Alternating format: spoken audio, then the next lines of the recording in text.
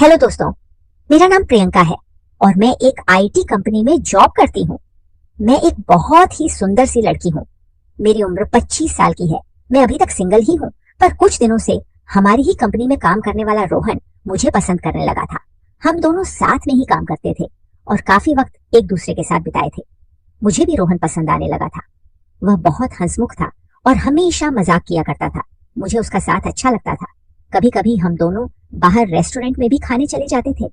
1 साल तक साथ काम करने के बाद रोहन ने मुझे शादी के लिए प्रपोज किया और कहा, प्रियंका, मैं तुम्हें चाहने लगा हूँ। तुम बहुत खूबसूरत और हसीन हो।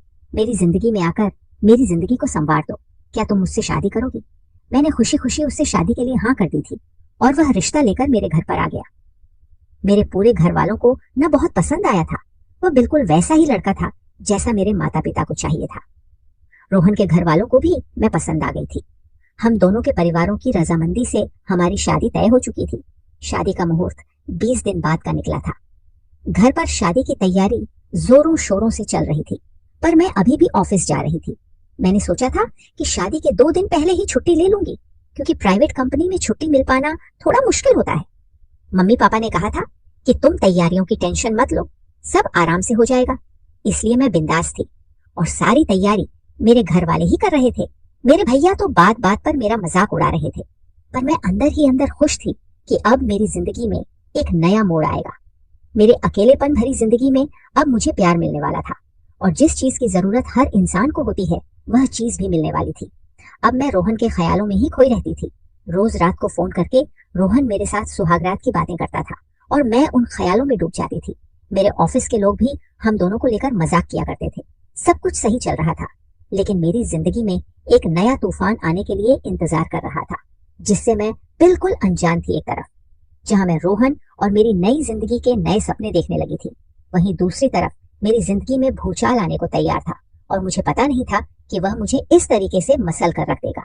एक दिन रोहन ऑफिस नहीं आया था क्योंकि उसकी तबीयत खराब थी।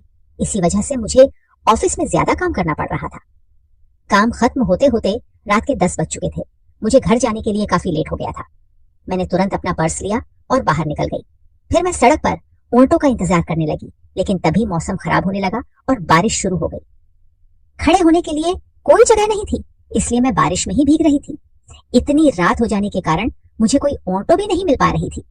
मैं बहुत देर तक ऑटो का इंतजार करती रही। मैं अब खड़ी खड़ी परेशान होने लगी थी। मैं बुरी तरीके से भीग चुकी थी कि तभी मेरे सामने एक बड़ी सी कार आकर खड़ी हो गई। कार की खिड़की से एक नौजवान ने कहा, गाड़ी के अंदर आ जाओ, बारिश में खड़ी रहोगी तो बीमार पड़ जाओगी। कि मैंने उसे देखा तो मैंने उसे पहचान लिया। ये मेरे ऑफिस का नहीं था, बल्कि मेरे सामने वाले ऑफिस में काम करता है। कई बार लिफ्ट में आते जाते मैंने उसे देखा है। जब भी लिफ्ट में मैं उसके साथ अकेली होती हूँ तो वह मेरी तरफ चुपके से देखता रहता है। एक बार मैं ऑफिस के बाद ऑटो का इंतजार कर रही थी कि तभी यह नौजवान मेरे पास आ गया था। उसने उस दिन भी मुझे लिफ्ट ऑफर की थी, पर तभी उधर से रोहन अपनी बाइक लेकर आ गया था और मैं उसके साथ चली गई थी। वह काफी देर तक हम दोनों का पीछा करता रहा था, पर आज तो रोहन भी नहीं है और यह लड़का मुझे फिर से लिफ्ट ऑफर कर रहा है। मैंने सोचा किसी अजनबी से लिफ्ट लेना सही नहीं रहेगा। यह सोचकर मैंने उसे मना कर दिया और कहा, थैंक यू, पर मैं ऑटो का इंतजार कर लूंगी। इतने में वह नौजवान भागता हुआ बाहर निकल आया और कहने लगा कि रात के 11 बज चुके हैं। इतनी रात को तुम्हें कहीं और ऑटो नहीं मिलेगा। मौसम बहुत खराब है और इतनी रात को किसी लड़की का ऐसे अकेले खड़े रहना भी सेफ नहीं है। तुम प्लीज मेरे साथ चलो। अब वह वहीं खड़े होकर मेरे जवाब का इंतजार करने लगा। मैंने थोड़ा सोचा समझा और फिर मुझे लगा कि इसकी मदद ले लेनी चाहिए। मैं उसकी गाड़ी में बैठ गई। उसने कहा, तुम तो बुरी तरीके से भीग चुकी हो, मेरा घर सामने ही है, चलो पहले अपने कपड़े बदल लो, फिर मैं तुम्हें घर ड्रॉप कर दूंगा। मैं ठंड से कांपने लगी थी। वह मुझे अपने घर लेकर चला आया और तुरंत ही उसने मुझे एक टॉवल पकड़ा दिया। उसके बाद वह मुझे अपने कमरे में लेकर आ गया और अपना एक शर्ट पैंट मुझे दिया और कहा, इसे पहन लो। वह कमरे से बाहर चला गया था। मैं अपने जिस्म को पोंछ रही थी कि तभी मुझे सामने पड़ा हेयर ड्रायर नजर आया। मैंने सोचा पहले अपने गीले बाल सुखा लेती हूँ, क्योंकि अगर मेरा सिर गीला रहता है तो मुझे सिर दर्द होने लगता है। मैंने धीरे धीरे अपने बाल सुखाना शुरू किया और बाल सुखाते सुखाते थोड़ा ज्यादा टाइम लग गया। फिर मैं अपने सारे गीले कपड़े उतारकर अपने शरीर को पोंछने लगी कि तभी वह लड़का कमरे के अंदर आ गया। उस वक्त मैंने कुछ भी नहीं पहना हुआ था। मैं सर से लेकर पांव तक नंगी थी और उसने मुझे इस हाल में देख लिया था। एक पल तो वह मुझे देखता ही रह गया, लेकिन अगले ही पल सॉरी करके दरवाजा बंद कर दिया। मेरी हालत तो बहुत खराब हो चुकी थी। एक नौजवान लड़के ने मुझे इस हाल में देख लिया था। मैंने तुरंत शर्ट पहन लिया, लेकिन उसका पैंट मुझे नहीं आ रहा था, तो मैंने टॉवल लपेट लिया। उसके बाद जब मैं बाहर निकली तो उसने कहा, मुझे माफ करना, पर मैं तो दरवाजा खटखटा के आया था। तुमने जवाब क्यों नहीं दिया? तब मुझे ध्यान आया कि उसने दरवाजा तो खटखटाया था, पर मैं इतनी डिस्टर्ब थी कि कुछ कह ही नहीं पाई। मैंने कहा, जो भी हुआ वह मेरी ही गलती थी, मेरा ही ध्यान कहीं और था। मैंने कहा, तुम्हारी पैंट मुझे नहीं आ रही है। उसने कहा, फिक्र मत करो, तुम्हारे कपड़े मैंने वॉशिंग मशीन में डाल दिए हैं, इसमें पूरी तरीके से कपड़ा सूख जाता है। आधा घंटा लगेगा, उसके बाद अपने कपड़े पहनकर तुम आराम से घर जा सकती हो। उसने मेरे कपड़े सूखने को डाल दिए, फिर कहा, चलो कुछ खाना बनाता हूँ, तुम भी खा लेना। हम दोनों किचन में चले गए और वह ऑमलेट और चाय बनाने लगा। खाना तैयार करके हम दोनों खाने लगे थे, पर मैंने ध्यान दिया कि वह लड़का मेरी तरफ देखे जा रहा था। तभी मुझे ख्याल आया कि मैंने अपनी शर्ट की ऊपर वाली बटन खुली ही छोड़ दी है और वह मेरे जिस्म को देख रहा है। जैसे ही मुझे इस बात का एहसास हुआ, वह मेरे बिल्कुल करीब आ गया। वह मेरी शर्ट के बटन को लगाने लगा था। तभी मेरी सांसें बहुत तेज हो गई और उसकी सांसें भी बहुत तेज चलने लगी थी। यह लड़का कितना हैंडसम है, मैं उसकी शक्ल ही देखती जा रही थी। उसने कहा, मैं तुम्हें एक पजामा दे देता हूँ, तुम इसे पहन लो। इतना कहकर वह मेरे लिए एक पजामा लेकर आ गया।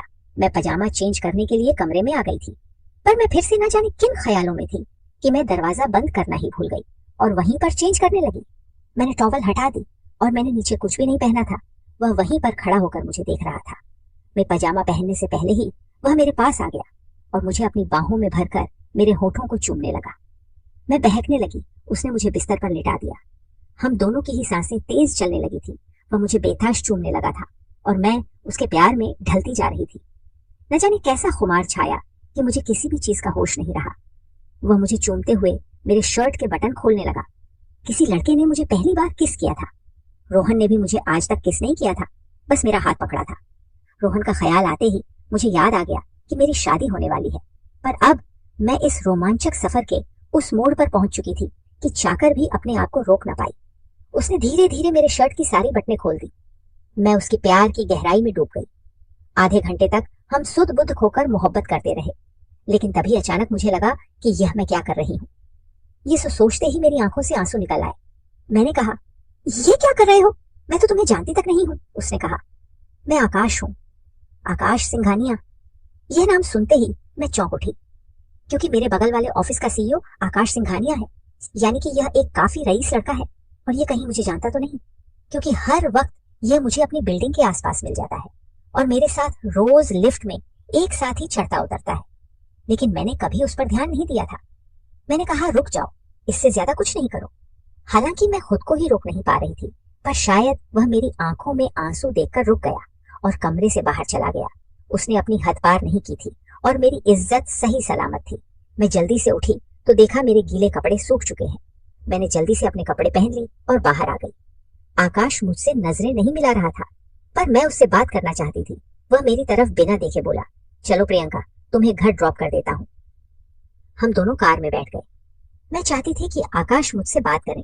जो कुछ भी हमारे बीच में हो चुका है उसके बारे में कुछ तो कहे, पर वह तो मुझसे नजरें तक नहीं मिला पा रहा था।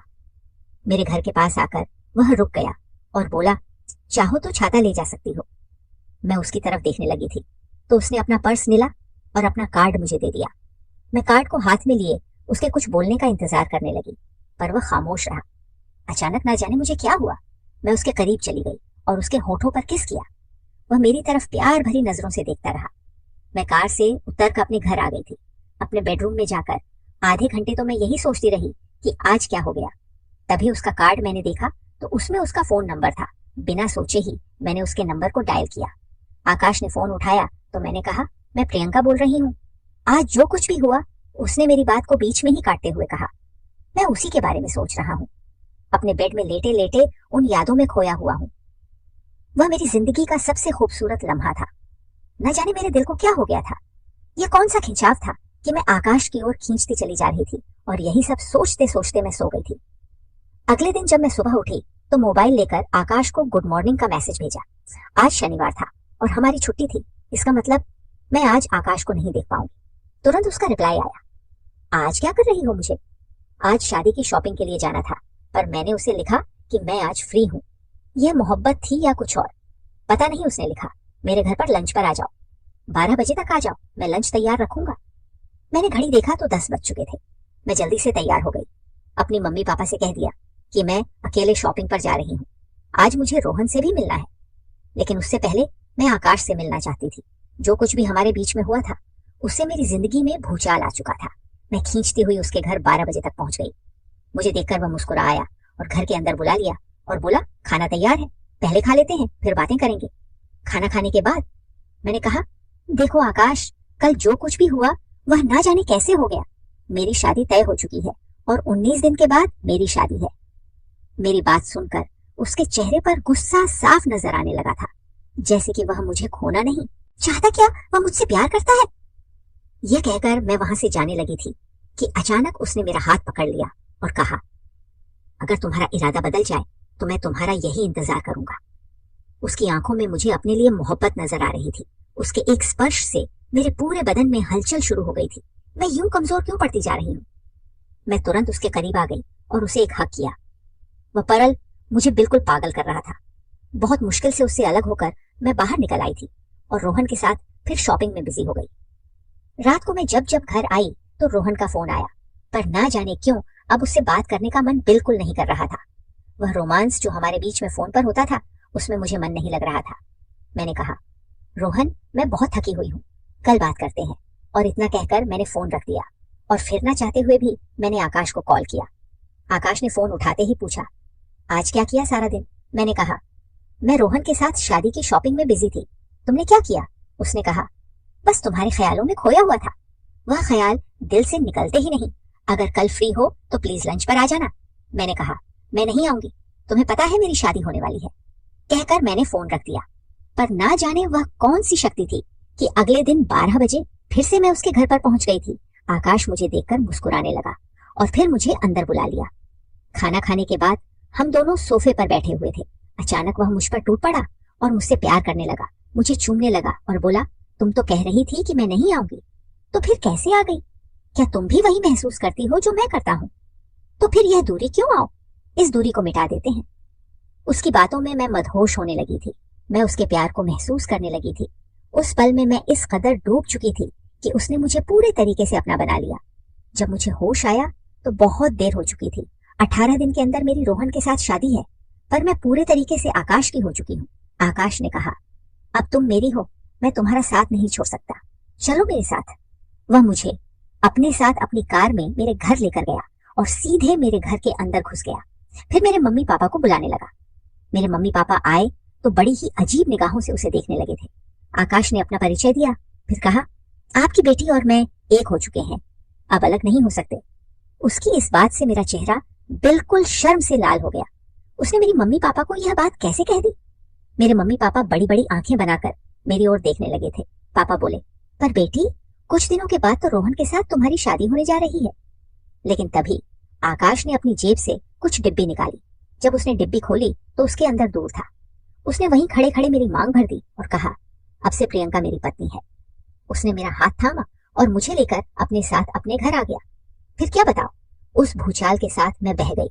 रोहन का दिल टूट चुका था क्योंकि हमारी शादी टूट गई थी। मेरे मम्मी पापा को तो मानो विश्वास ही नहीं हो रहा था कि यह हुआ क्या, और ना ही मैं कुछ समझ पाई थी कि किस कदर मैं एक अनजान लड़के के इतने करीब आ गई थी कि अपनी खुद की शादी तोड़कर उसके साथ घर बसा लिया था। पर शायद यही मोहब्बत है। कई बार मोहब्बत में हम अपना होशो हवास गवा बैठते हैं, और यही हुआ था मेरे साथ।